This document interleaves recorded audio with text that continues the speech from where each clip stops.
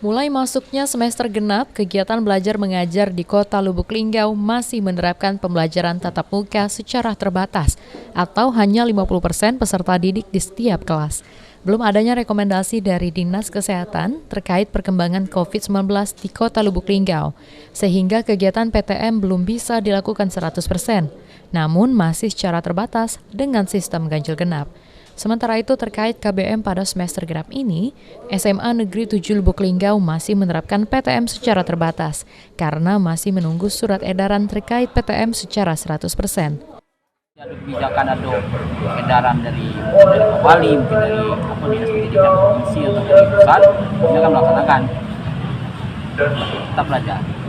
Kalau pengennya kalau lihat kondisi real di lapangan, kalau kami ini mahasiswa, kami pengen 100%. Karena tadi kan masih takut adanya COVID ini, kita tak aturan ya. Tapi alhamdulillah sekolah kami yang menang. Tri Hajaria, PAL TV.